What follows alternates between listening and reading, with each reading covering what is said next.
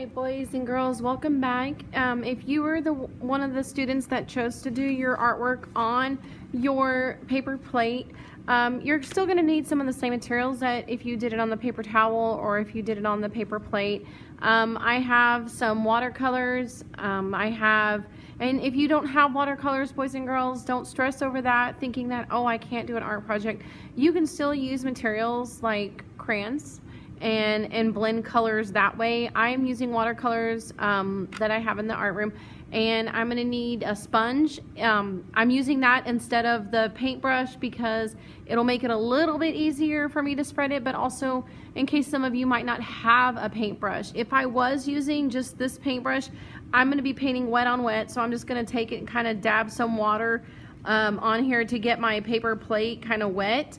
It has the glue dried from last week, or I can take my sponge. If you don't have that paintbrush, I'm gonna squeeze some of that out, and I'm just gonna kind of get my plate wet. I don't want it soaking wet where, you know, I ruin it or something. It should absorb the water pretty good. So I'm just gonna add water because I'm gonna, like I said, paint wet on wet, and this is what I did with the paper towel. So my plate is pretty saturated now. I don't need the sponge anymore. I'm going to be using my watercolors, and like I said, we're going to be doing wet on wet. So that means painting your watercolors onto a wet surface. So as I get started with my colors here, I'm using watercolors as my medium. And I asked in the other video, well, what is medium, boys and girls?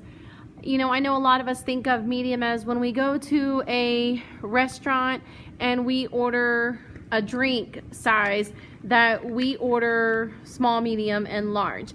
But in art class, medium actually refers to what we are using to produce our art. So in this case, our medium is watercolors and water, because we have to use water in order to activate the paint and use it on our artwork. So I'm going to be using colors that are close to each other on the color wheel so that the colors blend well together. When you use colors that are far apart from each other, they tend to make browns. So we don't want to do that. So I'm going to use, and I already have some water in some of these, and last time I had started on the color wheel with blue, but this time I'm going to start somewhere else on my color wheel and kind of work my way out. So I'm going to start with yellow, and I'm just going to start dabbing it on my painting.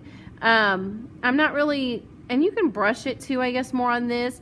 I'm not being very hard with it because I don't want to damage my plate by rubbing my artwork.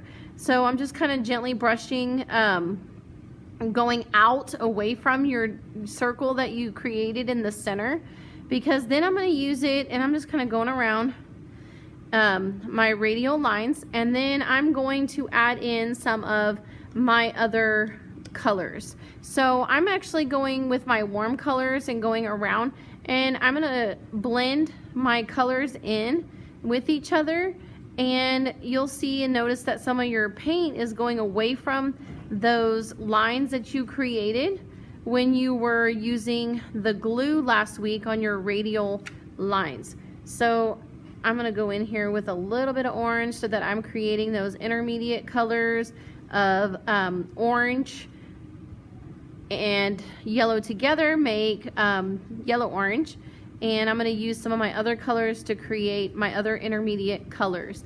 So again, I'm just kind of moving out. I'm going around my plate, working in those radial lines like I did when I'm not going and painting across this way. You can see that I'm rotating my plate and working with those radial lines so that the direction of my art is going in the same path.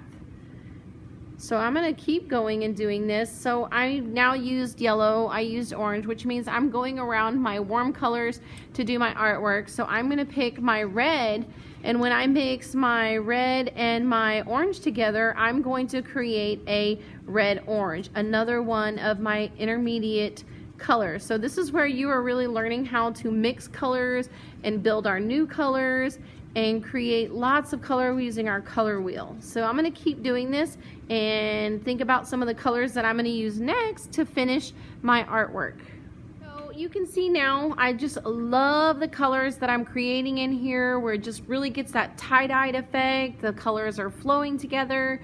You have your yellow orange, your orange, your orange, your red. And so now, because I'm coming back down under the color wheel, I'm gonna add in my purple, which is gonna make red violet. And I haven't gotten to use my purple today, so this is gonna be pretty, like adding in some of that color. And I like to start at the end and then kind of work my way in so that my colors aren't so bright and vibrant when I first go in, that the darker parts go on the outside.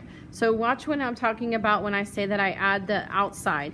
You notice when I paint that I actually add the color first to the edge, and then I work my way into the red so that the darker parts are coming in right here at the end. And I want to make sure that I come in and I paint all the way up to the edge of my paper, but also that I'm overlapping my colors, creating that red violet in there instead of just red and just purple. I don't want to draw a line around and say, okay, that's my purple piece and this is my red. I really want to overlap those colors and blend them in together. And that paper being wet before you even started is going to help some of those colors move together and just the colors dance and blend together. So I'm going to finish this up and we'll get started. Finished. Okay, so I have finished up painting my plate. I want to keep this dry and in a safe space. So boys and girls, you're going to take your plate, you're going to put it away somewhere where you can keep it safe, because we are not done with this lesson and we're going to continue with it because we still have to create our spider that goes on our web. Hopefully you got to listen to the watch the video about spider facts.